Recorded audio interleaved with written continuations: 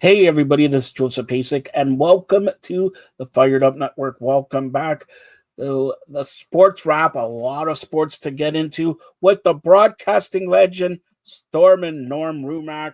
First of all, Norm, happy Thanksgiving to you. Happy Thanksgiving to all the fans out there. And for the Jewish fans, Sukkot is on and Shemirni Atzeret. And on Wednesday, it's Simchat Torah. So hopefully, you're in the sukkah, shaking your lulav like Norm, and hopefully you didn't watch two games of the ALCS. But what do you want to start with, Norm? What do you want to start with? You want to start with the Maple Leafs outshooting Detroit 41-15 and losing 3-2, and that's back-to-back games that they lose to Detroit.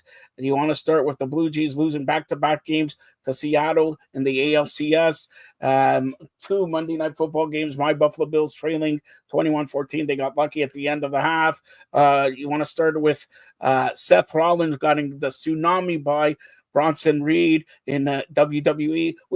You want to start with talking about the footy there, Chelsea and TFC finally playing their last game this weekend at home against Orlando at BMO Field before BMO Field gets restructured and all that. And by the way, you want to talk about the Argos losing to Scott, every sport in the world. You want to talk about curling, lacrosse, and everything like that. What do you want to talk about, Norm? Well, it doesn't matter to me. Just pick and choose. By the way, there's no European footy. They're playing friendlies and. But you know what I'm saying. Up until this, we'll talk about Chelsea later on. But let's first start off. They're in a championship series, the ALCS, the Toronto Blue Jays, the Seattle Mariners. Game 1 yesterday, 8:08 p.m. Fans were really, the first time since 9 years they went into the ALCS with Kansas City there. They're really on a high. They think they're going to beat Seattle. You predicted the Blue Jays in 7. Mark Swolinski, a former writer for Toronto Star, predicted the Blue Jays in 7. I am the president of the province of Canada, the mayor-elect of North America, soon to run for the mayor of wherever. Could run wherever. I predict that Seattle will win. Seattle will win. That's what I predicted. Aren't they? Now, the first game, Sunday, Blue Jays start off great. First pitch, bottom of the first inning, George Springer sees, home run. Aren't you happy? Home run, leading 1-0. That's the only run you're going to see from the Blue Jays the whole game. They lost 3-1. Let's recap game 1 and then recap game 2. So, first of all, Sunday, were you disappointed with, Gosman being taken out after like 60 pitches, 6 innings? He let in a home run, okay, 1-1, and then it turns into 3-1. Were you disappointed with game 1? I wasn't disappointed because I don't have a rooting interest, so I don't really care what the outcome of the series is. Wait a minute. Didn't you just pick the Blue Jays to win? So you do have a rooting interest. Well, only for wagering purposes, but well, if you're going to wager, aren't you wagering with money, or what are you going to wager with sandboxes or toy castles or what? With Joe Pasek pennies. Pennies? Oh, they're more expensive. Anyways, go ahead. So you didn't have a rooting interest, but what else did you think about it? Or as a Blue Jay, you got to give Seattle a lot of credit. You got to give Seattle a lot of credit. They're coming off no rest, 15 innings, different time zone. You got to give Seattle a huge thumbs up for what they managed to pull off, considering everyone thought, well, what a huge disadvantage. They played 15 innings. Well, it was a huge disadvantage, and they pulled through it. And a monster home run by Cal Raleigh, right? Yes. And Miller pitched brilliantly. So you got to give Seattle all the credit in the world for pulling off a win that nobody thought was going to be possible. Now they've won 2 in a row, and it's a whole different picture going back to Seattle for 3 games now. Yeah, and it's really, really, surprising game 1 here. Okay, so we talked about Sunday, Sunday. Let's talk about today. Today, it was like the Blue Jays playing the Yankees. The Blue Jays killed the Yankees 10-3, and today they lost 10-3. Savage started the game, and he gave up a 3-run home run, but the Blue Jays tied it up in the third inning, 3-3, and then everything fell down. Put it that way, everything fell down.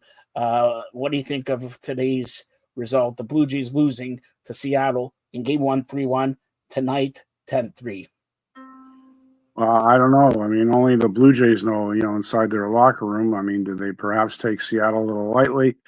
Were they overconfident coming out of that series with the Yankees because of the way that they won? I don't know. Only the Blue Jays know for sure. But end of the day, you got to give Seattle big time credit in front of a hostile crowd. They get back to back wins. And again, they're probably jet lagged and tired from their previous series. So all you can say is, hey, tip of the cap to Seattle for what they pulled off in the first two games in Toronto. Yeah, and it's very, like we talked about, that was one of my concerns when we did the preview with Mark. Pitching 15 innings on Friday. Well, what about the bullpen? What about everything there? And game one went rather smoothly. Game two went even more smoothly. Now, Blue Jays are down 2-0 in the best 4 out of 7. Now, unlike other series, the ALCS is 2-3-2 format. So I'm going to ask you, Norm, and we talked about this off here. I don't believe that we're going to see Toronto back in Toronto. I think Seattle wins it in Seattle because it's 2-3-2 format. Blue Jays may win a game, but I don't know if they're going to win 2 games, to be really frank with you. Do you think we see Toronto playing back in Toronto and extending the series to 6? Well, anything's possible. Let's highlight that, as we all know. So, and as I said, I stand by what I said when you and I and Mark were together, where I said momentum is, and I said that when we did our first preview uh, uh, of the wild card showdown with the the divisional playoff, whatever it's Yeah, the properly DS, called. DS. Yeah, ALDS with the Yankees and the Blue Jays. And I said that momentum is overrated. You could, just like we were surprised when the Yankees actually won a game off Toronto. Yeah. So um, just when it looks like it's over, maybe it's not. But having said that, considering Seattle only has to win 2 out of the 3 games, it's going to be awfully hard. Their crowd is going to be pretty rowdy for sure in Seattle. And I'm sure they'll scoop up all the leftover tickets. So there may be some Blue Jay fans there, but I don't imagine Seattle fans will be selling their tickets to Blue Jay fans. At least I doubt it, unless they're paying crazy prices. So, but anyway, the fans is a separate issue. If Seattle can play well as they did in front of a sold out Rogers Center with 40,000 plus fans, 43, 42. I don't think having a few Blue Jay fans in Seattle is going to make much difference to the Seattle Mariners when they're playing at home. So I think the Blue Jays are really got their backs up against the wall to get more than one win. I think they'll get a win for sure. Well, I shouldn't say for sure. That's going a bit overboard, but my gut feel tells me they'll get at least one win. That's what I feel. And we'll see what happens. But certainly the Blue Jays are going up a creek without a paddle. That's for sure. So, okay, well, you sort of did not answer the question. Do they get more than one? Do they come back to Toronto for Game 6? Yes or no? Well, my gut feel tells me no. They'll get one win. That's what I believe also. So now, if that happens, I'm going to hypothetically, because we don't know what happens tomorrow or 5 minutes from now, okay?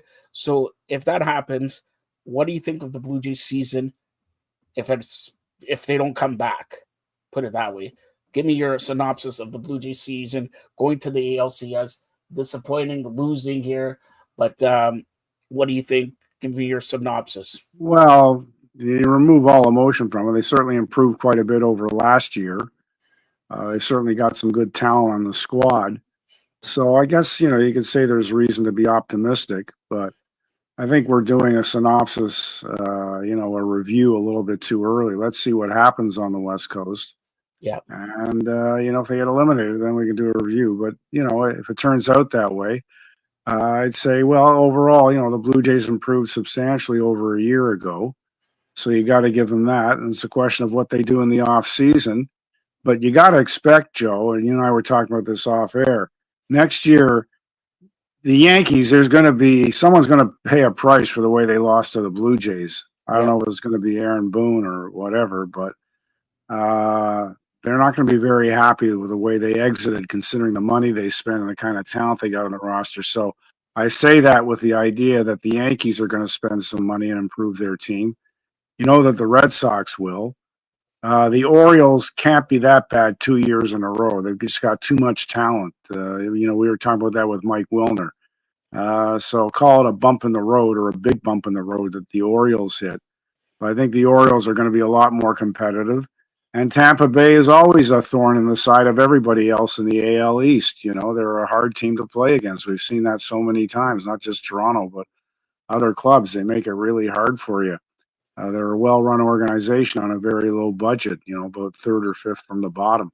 So in terms of payroll. So the whole division is going to be a lot tougher next year, and it'll be tougher for the Jays to repeat what they did. I'm not saying that they can't. The Jays have a very good roster, but the Blue Jays will have to improve in the offseason as well. But we're really jumping well ahead of ourselves. At this yeah. stage, the Blue Jays can still come back and get into the series and maybe win it. So, It's going to so be here, hard, but they could still here's the do next that. part of that question. Is we looked at, okay, if it comes back or whatever.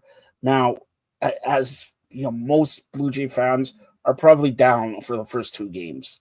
Okay, but what if they come back and surprise, maybe take 2 out of 3, maybe sweep Seattle in Seattle? Uh, if the Blue Jays take 2 out of 3 or sweep, do the Blue Jays control? Well, they do control, but do you think they're going to win the series? Well, the question would Right now, be: they think they're going to lose. Is Seattle going to lose that many games in a row? I doubt it. Yeah, no, but I'm saying okay, they do. Are you more confident that it comes back? The Blue Jays are up 3-2 with 2 home games for the Blue Jays now. No, I wouldn't make me more confident because, like I said, I don't believe in all this momentum stuff. Momentum disappears in the blink of an eye. There's nothing to say that the Blue Jays could go on a roll, sweep things in Seattle, right? But the series would still be up for grabs when it comes back to Toronto. So I could see Seattle if they went into a bit of a slump, if you want to call it that. I could still see Seattle winning in Toronto. So I don't believe in any of this momentum stuff. Toronto could easily win 2 games in a row. I don't think they will, but they could, right? And we'll see what happens. Well, if we knew the results ahead of time, we wouldn't be watching the games, Joe. So I'll So just say that anything can happen at this stage. So we have a question here from Scott. Um, he thinks the Blue Jays were too high coming into this against Seattle. Haven't taken Seattle serious, and Vlad Guerrero has now not showed up. Also, all these Barger and Clement and all that. Everybody, it's a total team effort of people who have not showed up. Well, all I'm going to say is, Guerrero's a little bit disappointing coming off, the Yankees lose. The Yankees lose. He was the talk of the town because, honestly, he had a great series. Springer had a great series. Springer had a home run here. Kirk has been playing good here and all that. But, yes, you're right. It's a total team effort. The last 2 games haven't played. They haven't played like they were against the Yankees. Savage was great against the Yankees. Wasn't so good today. So that's baseball. That's any game and everything like that. Do I think the Blue Jays can turn it around? Yeah, the Blue Jays can turn it around. But like I said, I agree with Norm, and I told Norm, I believe that we're not going to see the Blue Jays back in Toronto for this series. They will take one, but I don't think they're going to. It's 2-3-2.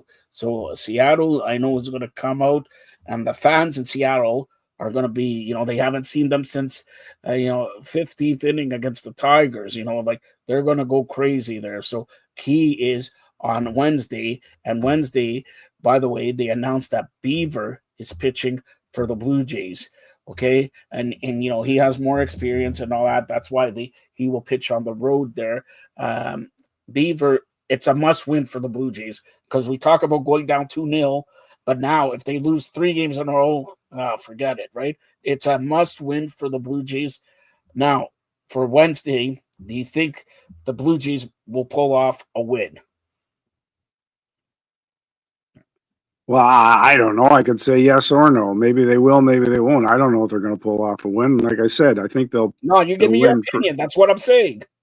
Well, I gave my answer. I said I think they'll win one. They'll win one game, but the series isn't over even if they go down 3-0. So they'll win one of the first 2 games, and then we'll see what happens. But I could go either way. But do I think they'll win Wednesday? I don't know if they'll win Wednesday. I think it's all due respect to the question. I don't know. Flip a coin, heads or tails. Call it. All right, so Wednesday's game, by the way, they play in Seattle. Game time 8:08 p.m. Shane Bieber goes up against George Kirby. Interesting thing about Kirby, has pitched 10 innings thus far in the postseason, has 14 strikeouts and 1 walk. 14 strikeouts and 1 walk, and Shane Bieber, and that's in 10 innings. And Beaver's got 2 2/3, 2 strikeouts, 1 walk there also. So this is, I'll say it, it is a must win for the Blue Jays. I don't care what you say. If they go down 3, there's always the 4th or whatever. No, they have to pull it to 2 games to 1 if they want to keep this series competitive. Put it that way, competitive. And the people in Seattle, let's hope some people come down from Vancouver to Seattle, because there's always Canadians down in Seattle there, and it's the atmosphere. Let's face it, the atmosphere is going to be off the charts for Seattle, because they're 2 games away from making the World Series for the first time. Okay, they haven't made the ALCS in 21 years. Now, 2 wins away from making the World Series. And by the way, kudos to the Blue Jays. On Sunday, they brought out Edwin Encarnacion to throw out the first pitch, and today they brought out Norm's hated friend, Josh Donaldson, to throw out the first pitch. So we were talking off air that I think maybe Ken Griffey will throw out the first pitch for the Mariners. But anything else you want to touch about the Blue Jays Seattle series? Because we'll do a small look ahead. Right now, currently being played now is Milwaukee and the Dodgers in Game 1 in Milwaukee there. So that should be another fantastic series. The Dodgers lead in the 6th inning 1-0 over Milwaukee. Milwaukee only has a hit, and the Dodgers, Freddie Freeman hit a home run. Canadian Freddie Freeman, 1-0 Dodgers, top of the 6th. But go ahead. Do you want to close out the ALCS and look forward to NLCS? Well, I mean, if you're a neutral, it's got all the potential to go either way. Like I said, none of us are that smart that we know what's going to happen. Speak for The yourself. Mariners could sweep it and end it quickly, or relatively quickly, or the Blue Jays could make an unforeseen comeback, which the odds are stacked against them. But there's always, in sports, you never say never, right? So anything can happen. And like I've said many times, that's why we watch the games, because we don't really know what's going to happen.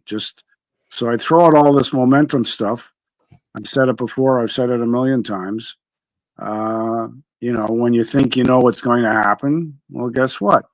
Sure, Seattle could sweep it, but you could certainly say the Blue Jays, with their bat power, and with, at least during the regular season, their consistency, are capable of going on a winning streak of their own. So they could bring it back here to Toronto. And then when you think the Blue Jays will wrap it up, and maybe Seattle gets hot again. So we've got one of those. It's like a great movie. It's a nail biter, Joe. So just like you and the person who wrote in the question want to know, do I think they're going to win on Wednesday? I don't know. Only the good Lord. Go out on the line. Be fired up. You're on the Fired Up Network. Okay, here, because you're Norm just laid back and all that. So I'm gonna say it's do or die. I believe the Blue Jays will win on Wednesday. And what Norm says is a nail biter. Blue Jays win 5-4, 5-3. I'll go out on the limb, because Norm is not. I'm the president. I should speak on this. Blue Jays will win Game 3. The big thing is what happens on Thursday. But it looks like Max Scherzer will be pitching for the Jays. That's what you're hearing now. So looks like that. Now, Los Angeles, Milwaukee. I believe this game, first of all, it's a great game. If Los Angeles wins, takes control of this, LA will win the series probably in 5 or 6. Do you agree? Don't tell me you don't know. I just asked you a question. Do you agree? I think the Dodgers will win it in 7. How do you like that? Yeah, everything to go up against me. All right. So here we go. You say the Dodgers 7, 6, 12, whatever. It looks like they may play Seattle. World Series, Dodgers, Seattle. Is that, does that make you like, oh, this is a must watch series? Or is it Seattle, Milwaukee? Well, it'll be. I mean, I think in any combination now of the Final Four, it'll be an interesting World Series. So would I watch it? Yeah, absolutely, I'd watch it. I don't really care who the representatives are. If it's Seattle, fine. If it's Toronto, it's fine. Or the Dodgers or Milwaukee. You know, Milwaukee hasn't won a World Series since God knows when. Since I don't know. They were in a World Series in They have '82, but never won a World Series. The they Dodgers lost to the won a, St. Louis Cardinals in 1982. yeah, and that's the only So time. That's the only time. And Seattle has never made the World Series. Blue Jays, of that's course, right. 92, 93. So, and Dodgers just last year. So interesting. If Seattle goes, they have a chance to first time ever. Seattle goes to World Series, and Milwaukee since the 1982. So we're talking what 34 years, right? So that's huge there. All right, I think we talked a lot about baseball games 1 and 2 again for the Blue Jays. Wednesday, Beaver pitching. It's 8:08, and again, 6th inning. Dodgers lead the Brewers. We'll touch on that when we close it out here.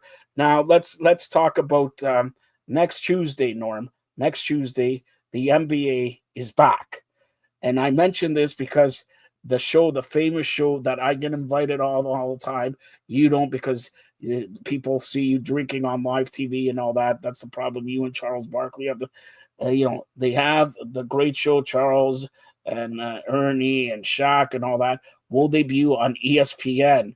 Now, the big thing is the music from 15, 20 years ago, they did get approval to use the NBA music there. Are you excited? I'm not asking you who's winning. I'm not asking you if the Raptors are making playoffs. I'm not asking, are you excited to see the NBA on NBC? Well, yeah, NBC is a good network, and yeah, I'm looking forward to seeing it. So, uh, I love that show with Charles Barkley and Shaq and Kenny the Jet Smith. So, And Ernie Johnson, don't forget him. yeah, of course, no, Ernie Johnson's a huge part of it. Ernie does a great job. So, yeah, um, I was hoping they would keep that show and or move it over to NBC. And and you know what makes those guys great, Joe, is they're not afraid to criticize. There's nobody who they won't criticize. I don't mean unfairly. I mean fairly. If they make a mistake, they have a poor night, they'll also It's praise the same criticism. player. It's So they're very criticism. balanced. They're very objective. And, I was certainly what you would call a homer when I was doing talk radio in Toronto on the Fan 590. And I did that deliberately. But now, I'd say it's not everybody does it, but it's a lot more common on local Oh, now, come on. broadcasts. In Toronto, does anybody say anything about any bad things about any Toronto teams? Any Toronto teams, all right? Be it the Leafs, be it the Raptors, be it Blue Jays, be it the Well, Argos, be it anybody. some of the guys on the TSN panels do. To be fair, Brian Hayes does an excellent job, uh, and some of his colleagues on his show, on his primetime show. So I must give him credit where credit is due. If he thinks a team or player is playing poorly, he'll say so. If he thinks the manager or general manager or whatever has done a poor job, he'll say so. So I give Brian Hayes and the rest of his TSN primetime crew. They're pretty. They'll support the home team, and they'll say so, but they're also not afraid to criticize. So I have to. I'm not saying they're the only ones who do. Our friends like Steve Simmons and the Toronto Sun isn't afraid to be critical. So we know a lot of people. Our friend Howard Berger criticizes, may agree or disagree with him, but he's not afraid to be critical. So there are people in our market, Joe, that are critical, and there are some shows which are just some programming and some play-by-play where it's pretty obvious they're rooting for the home team, but that's kind of common now in terms of local team broadcast, no matter which team it is, where they're clearly supporting the home team and they're kind of cheering for them, promoting ticket sales, which you got to expect they're going to do. So that's just the way it goes these days, Joe. But yeah, there are some people who are critical, like in a fair way. I don't mean in an unfair way. Yeah, well, not a lot of some people here, minute people in Toronto, but not a lot of people in Toronto are for Toronto sports are critical at that. But I digress here. Let's NBA will have a lot to talk about, and this is the first time in 21 years that LeBron James will not be starting the season. He's injured for about 6 weeks and all that. So the West, the East, we'll talk about that. Maybe we get your friend, Captain. I don't know. Since I'm the president of the provinces of Canada, I should recall this guy instead of Captain Canada. Something captain of the supermarket or something, Drew Ebanks. Now let's talk about one other thing here. Just today, Sandy Alomar Sr., Roberto Alomar, Sandy Alomar Jr.'s father, passed away, 81 years old. Of course, he was a great manager and everything like that, but Sandy Alomar Sr., the father of the Alomars, specifically Roberto Alomar from the Blue Jay fame, passing away. Any thoughts or anything you want to say about that? Well, I didn't get to see that much of him play, to be fair, Joe. So, but obviously, I would pass along my condolences to the Alomar family and their friends over his passing. I believe he played in Cleveland. But I could be wrong on that, Joe. Yeah, well, by the way, Norm, I just want to say we're joined on Instagram. I see he's watching Ernest the Cat Miller. Remember, we did a show with Tracy and Ernest the Cat Miller regarding WrestleMania. Ernest, if he wants to come on and school Norm about, you, well, loving Syracuse and all that. And Ernest has a couple kids playing in college basketball and everything like that, and football. So shout out to Ernest the Cat Miller, who's watching. And he loves my hair, eh? And Ernest, by the way, I'm the president of the province of Canada, the mayor-elect of North America, and soon to run for the mayor of Mozambique. I can't spell it, but do you want to be my running buddy? Now, let's talk about the NHL. Okay? Saturday, the Leafs are one game and haven't lost. They beat Montreal on opening night. Then Saturday, they go into Detroit, have a 2-goal lead, Norm. Listen to this, because I know you haven't heard this in a long time about the Maple Leafs. They have a 2-goal lead, all right? Leading 2-0. Ends the game. Detroit 6, the Maple Leafs 3. Okay? That's number one. Number two, a rematch at the Scotiabank Arena today. Game was moved from 4 o'clock to 2 o'clock. Maple Leafs outshot Detroit, all right, 41-15. Guess what? Detroit scores with 15 seconds left in regulation. Detroit wins the game 3-2. Maple Leafs lost back-to-back contests against the Detroit Red Wings. Now, I know we're 3 games in. The Maple Leafs are 1 win, 2 losses. When you come to Montreal, it's both losses to Detroit in the same division. All 3 games were in the same division. Tomorrow, Maple Leafs at the Scotiabank Arena host the Nashville Predators, okay? But first game, blowing a 2-goal lead. You want to talk about criticism? Not one person in the media, I don't care what you said about Brian Hayes, not one person in the Toronto media said, By the way, the Maple Leafs gave up a 2-goal lead. Not one person in the Toronto media today. I know everybody was watching the Blue Jays and all that, okay? Not one person today said, by the way, the Maple Leafs lost and they outshot the Red Wings 41-15, meaning Anthony Stolarz, the Maple Leaf goaltender, stopped 12 shots. 12 in a game. Maple Leafs losing 3-2. Now, I know it's 3 games in, but Norm, if you see this last year, and you see it 10 years ago, and you see it 20 years ago, and you've seen it since the last time they won the Stanley Cup almost 60 years ago, we have problems. I don't care if it's game 3 or game 33. We have problems. When are they going to address the main problem? Nobody's Matthews, where is he? And Nylander, yes, he has 3 points in the first game. He hasn't showed up. Any comments you want to make about the Maple Leafs? And tell me from the heart, Norm, don't be scared that you're not going to get a media pass. We'll work on that. Well, I'm not going to get a media pass anyway, but I'm not worried about that. I'm perfectly happy to watch the games at home. In fact, well, anyway, it's not a concern for me to answer your question about that. You just want to go to But as far as the Maple Leafs go, I said when we did our season preview, I said they haven't replaced the points they've lost, the regular season points they lost with Mitch Marner going to Las Vegas. And yeah, they got a player in return, Roy. All due respect to him, but I don't think he's going to have 185 to 100 point season like Marner. And Marner, the advantage with him is he plays special teams, right? Power play, penalty kill. So I think there's a gap to fill there. And I think the Leafs are going to have to make some moves to bolster up their scoring. And having said that, you can say same old Leafs, when they have a lead, they have trouble holding it. And how many times have we seen that the last 5 to 7 years? And we see it in the playoffs as well, a lead in games or a lead in the score in a game. I mean, we know how the fans reacted last spring to the Leafs playoff ouster. So I can't say I'm surprised, Joe.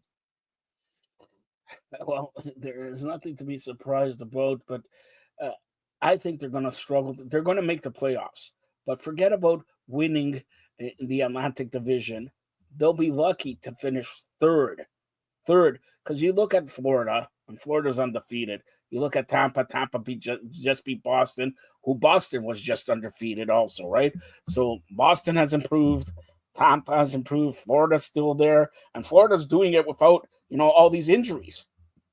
So if the Maple Leafs want to win the first round, which last year they did, why? Because they won the division. They're not going to do anything if they finish second or third. Put it that way, okay? So right now, I know I'm not freaking out. I'm not doing anything. I'm just saying 3 games in, it's a little bit worried that same thing after same thing after same thing after same thing. Every year it happens the same thing, okay? That's all what I'm saying there. And whoever the agent is for Kaprizov is $17 million richer. He's the highest paid NHL player right now. More than McDavid, more than Matthews, more than anybody. Kaprizov from Minnesota. $17 million, Norm. Unbelievable. Well, I don't really care how much guys make. I mean, actors who, how much are you going to pay for Taylor Swift tickets? You would pay for Taylor Swift. Me, I just called Bruno saying. I love Taylor Swift. I have a lot of her music on my Spotify, but am I paying? What's your favorite song? Begin Again. Sing it. It's from the Red Album. You sing it. I don't know Begin Again. I don't Begin Again. I just continue on. Anyway, on. I like her, but I wouldn't pay thousands of dollars to see her. All due respect to her. I think she's a great artist, one of the greatest ever. But I don't have that kind of money anyway, so it's not even something I think about. All right, but so let's get to as far as how much money athletes earn, they earn as much as the public wants to spend on tickets. Public doesn't want to spend on tickets. That's the end of the big salaries. Very simple. Simple Okay, math. let's get to something else here. NFL is closing down week 6 in the National Football League with two Monday night football games right now. And at halftime, Chicago leads Washington 13-7. The other Monday night football game is being played in Atlanta. I know Ernest is watching it. Just let's say Atlanta leads my team by 7 points. And take me through. We were off air and we were, talking to each other or watching the game here. You were concerned about Buffalo, but what did I tell you? I was concerned about this game. I'm concerned about, the defense. I'm concerned about everything. The Buffalo Bills are losing in the fourth quarter with 8 minutes left, 21-14, and they're lucky because Atlanta scored a touchdown, but it was halftime. The Buffalo blocked the field goal now, so that's 10 points that Atlanta should have had that they don't have. How concerned? And I know you're not a Bills fan. You actually like the Dallas Cowboys, but I know No, you I like. don't. Who do you like? Well, I just follow teams that have guys from Syracuse University Well, or Buffalo players has. from Syracuse University. Matthew Bergeron of the Atlanta Falcons on their O line. He made a nice block to set up one of Atlanta's touchdowns against Buffalo. But Matthew Bergeron's a Syracuse guy, wears number 55, I believe. So, in any case, I just follow the guys out of Syracuse. Not that many of them, but there's a few around the NFL. And I don't really have a particular team. I used to like the Colts because they had a few guys like Marvin Harrison and Dwight Freeney, obviously both out of Syracuse in the early part of the millennium. Or Marvin Harrison's case, it was in the late 90s, around 97. And then Dwight Freeney was around 2002, I believe. He was drafted. So in any case, yeah, I don't really have a particular NFL team. I just, I had a Donovan McNabb Philadelphia Eagles shirt, right? Because that's where he played. So that's how my cheering interests go. I'm just sleeping. I don't know what the hell you just said. But anyways, again, Buffalo losing 21-14 with about 8 minutes left. They're at their own. They got the ball back. They're at the 35-yard line. Josh Allen getting pressured and sacked, and it's not a typical Josh Allen game. They're still in this game by a touchdown, and thank God for that. But Buffalo they were 4-0. They lost last week, surprisingly, to the New England Patriots. And I said, you could tell everybody we were talking. I was scared about that game. I'm scared about this game. They have a bye week before they return to play in Carolina, and Carolina's been playing really, really well. And I'm scared about that game. And then the following week, guess who comes to Buffalo to play the Kansas City Chiefs? So one bad game could cost you a month there. Like Kansas City getting a big victory last night, beating Detroit, and Kansas City not dead yet, not dead yet. So the NFL is very, very interesting here. With Buffalo, with Philadelphia losing, the Chargers coming up, and winning, Denver winning that in London game. So very interesting to see what the NFL has stocked up for the next couple weeks there. What are your thoughts? Well, the NFL, there's a lot of parity, which is great. That's best for the league and it's best for the fans. So it's getting to the point where, just when you think you got a feel for how one team's going to do, like the Chargers started hot, then they went a little bit cold, then they won again. You know, Kansas City got off to a slow start. Now they're looking more like the Chiefs that we expect to see. Uh, Dallas played well. They played hard, but they're still not. They're still not a threat to anybody who's going to challenge for the Super Bowl. They can put up a good game. The Giants have been up and down. There's a lot of the Eagles. Aren't playing like what we're used to seeing. So there's a lot of unpredictability about the National Football League, which in the end makes it a little more interesting because we don't know for sure. Like you said, your Bills are playing okay. But like today's game, like first of all, them losing last week to New England, and New England's starting to look really good. They're looking like they could be a playoff threat to anybody, including Buffalo. And Atlanta's got a good young quarterback and a good running back. So who knows what we're going to see, Joe? But that's what makes the NFL exciting is that there's so much parity. You don't know for sure from one week to the next. The Jaguars got off to a good start, and then they fell back a little bit. So who knows what's going to happen, Joe? That should be the new NFL. The NFL tagline is "Who knows?" Then you have the expression in the CFL, "No lead is safe." In the NFL, they should use the expression "Who knows?" because nobody knows. That's the way the NFL goes, and that's what makes it very exciting for its fans. All right, I just want to touch on tomorrow international friendlies in the world of footy there and some interesting matchups. Uh, Colombia plays Canada in Harrison, New Jersey. Also, U.S. plays Australia, Mexico, and Ecuador, always in a battle, and Russia, Bolivia, Norway, New Zealand, and then they don't play friendlies till November. So Canada coming off a loss to Australia last week, 1-0. So this is sort of a big match for Canada. And again, it's going to be a Canadian home game, but it's not in Canada. It's in New Jersey there. And this weekend, the MLS decision day comes down on Saturday. All the games are going to be played on Saturday for MLS. And all the games begin 6 p.m. or 9 p.m. in the MLS, and there's a couple battles to play for as Philadelphia leads by 6 p.m. By 6 points over Miami and over Cincinnati, so they're going to get the first seed in the Eastern Division, but Cincinnati and Miami are battling for second, and in the West, they're Vancouver, believe it or not, Vancouver leads by 3 points over San Diego. So San Diego needs to beat to win. Vancouver needs to lose, but San Diego needs to win by 5 goals. Vancouver is first in the West. That's huge because they were a couple years ago, they were the last team. Now they're the first team. Again, the MLS decision day happens October the 18th. So that's interesting in the MLS.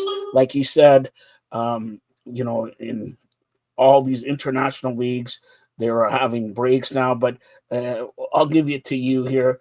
Since we haven't had Carmen on, but we're going to try to get Carmen on in the next couple of weeks. But let's talk about your team, Chelsea, thus far in the EPL. Coming to play again the next Saturday. So the season continues on there. But anything you want to say about your Chelsea Blues?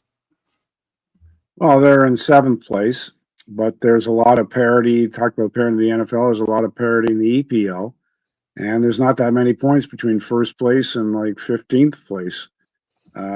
So it's really close. And like that NFL expression, on any given Sunday, on any given Saturday, mostly Saturday, that's when most of the EPL games are played. And Sunday, occasionally you have some Friday and Monday games.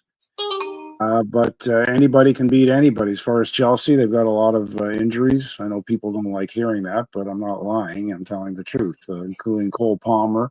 Cole Palmer won't be back until November. Liam Delap, who they got from Ipswich, he's been out for a month. He tore a hamstring. He won't be back until November. Levi Colwill is out for the year. He tore his ACL, needed surgery. So there's three of the most important players aside from Moises Caicedo. And Enzo Fernandez apparently is coming back from some international friendlies with Argentina with some kind of a knee injury. So we've got a lot of key players out, and they're going to have to use guys from their academy. So Chelsea could be in for a tough month of November. They're 1-1 in the Champions League. They lost to Bayern, but they beat Benfica. and then they've got Ajax and Barcelona coming up. So we'll see. They've got a tough dance card ahead of them, and with all these injuries, I'm a little bit concerned that they might be just a little bit in over their heads. So we'll see what happens, Joe. We'll see what happens. We don't know, but they gave a good effort in beating Liverpool, that's for sure. And uh, Esteval, the young kid, the 18-year-old from Brazil, scored a brilliant, brilliant goal, and the stadium went nuts. Stamford Bridge went nuts. They love the kid. He's 18. He works hard. He's got some magical moves. He has superstar potential. He's regarded as one of the best young players to come out of Brazil in quite a long time. So, anyways, he's been the one shining light, and hopefully we get the likes of Liam Delap and Cole Palmer back in November because we need them. That's for sure. All right, Norm, I know we're going to close up soon, but last night we're going to talk about your favorite sporting subject, wrestling. Last night, TNA presented their WrestleMania called Bound for Glory, and they got a new heavyweight champion, and it was a good match there. Trick Williams took on Mike Santana. Trick Williams, of course, from NXT. Mike Santana, a great homegrown TNA wrestler. Mike Santana capturing the TNA heavyweight title, and it was the greatest TNA event in the history of TNA. Over 22 years, they had 8,000 people paid there in New York, so that was the highest grade for TNA there. So TNA and WWE are doing good stuff. Congratulations to Mike Santana. Also, there's a pay-per-view this Saturday. It's called Wrestle Dream, and of course John Moxley will take on Darby Allin. That's going to be a great match. And Hangman Page will defend his title as well. And this week, WWE was in Australia. They had for SmackDown, for Raw, and they had their premier live event called Crown Jewel. Seth Rollins captured the Crown Jewel on the men's side, and Stephanie McMahon captured on the ladies' side. And then Seth Rollins' vision went blurry because Braun Breaker, Bronson Reed, and Paul Heyman turned. Do you believe it, Norm? They turned on the visionary Seth Rollins. All right, so that was your wrestling recap there, and of course, I got to talk about the ladies also. Congratulations to the Las Vegas Aces. They swept away the Phoenix Mercury last weekend or this weekend. They captured the WNBA championship. So congratulations. Next year, Toronto will get a team in the WNBA, the Toronto Tempo. So we're going to see the WNBA. There's new lady soccer, the CPL, everything there. But congratulations to the Las Vegas Aces. And the PWHL announced their schedule, and it starts a month from now, November 21st. That's the Professional Women Hockey League are starting November 21st. They added Vancouver and Seattle to the crop of teams there. And of course, your favorite, Sarah Nurse, leaving the Toronto Scepters and going to Vancouver there in the PWHL. Taylor Woods says hi, by the way. Taylor Woods was on Saturday. Missing you, Norm. We got Taylor Woods. I've talked to Digit today. We're going to get Digit here. Female empowerment movement is going to have a new look, a new way of thinking and everything like that in the next couple weeks. And we got some big announcements coming up here on the Fired Up Network. Maybe even some jerseys, Norm. Maybe even some tickets. We're going to have a code also. Stay tuned to the Fired Up Network. As you've seen, for 49 minutes, we talk about every sport, unbiased here. Norm loves the Toronto Maple Leafs. He loves the Toronto Blue Jays, loves the Toronto Raptors. Next time we do the sports wrap, I'm going to get Norm to give me his top 5 cities for media food. Top 5 cities for media food, because this guy can eat. This guy can eat. All I eat fries and ice cream, but he can eat steaks. He can eat, pizza. He can eat hamburgers. He can drink coffee. He can drink tea. He spills the tea in his pants and complains it's pee. go ahead, Norm. Tell everybody as we conclude it how to get a hold of you.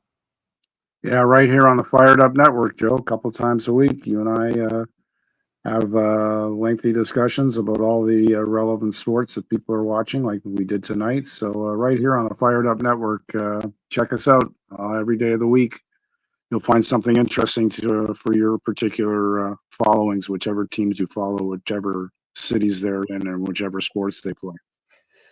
And we have one last question. She just tuned in now. We're going to hopefully talk to her afterwards. But my lovely sister, Betty's watching, and she asked, Norm, did you shake your love today?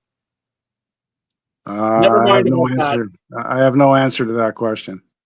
No answer. So you're saying no, or is it yes? And then you shake it. No, I'll Shake say it. no. Yeah, Shaking it. say no. All right. So thank you for watching the Sports Wrap, and stay tuned for more great programming here on the Fired Up Network. So the thing is, the Maple Leafs lost against 2 consecutive games to the Detroit Red Wings. They play at the Scotiabank Arena tomorrow against the Nashville Predators. The Blue Jays are down 2-0 in the best of 7 ALCS series versus the Seattle Mariners with Game 3 on Wednesday in Seattle, Game 4 on Thursday, and Game 5, if necessary, on Friday. Hopefully, we see the Blue Jays back in Toronto battling in the ALCS. But I digress. Enjoy the night. Happy Thanksgiving. Norm, did you have some turkey today? No, but I had some on Friday and Saturday. And was it finger licking good? Was it what? Was it finger licking good? I had a very enjoyable turkey dinner. Let's put it that way. Yeah, but I'm asking you, was it finger licking good? It was fork licking good. How do you like that? Yeah, you lick your fork? How gross, man. All right. Thanks a lot, Norm. Thank you, Joe. Pleasure.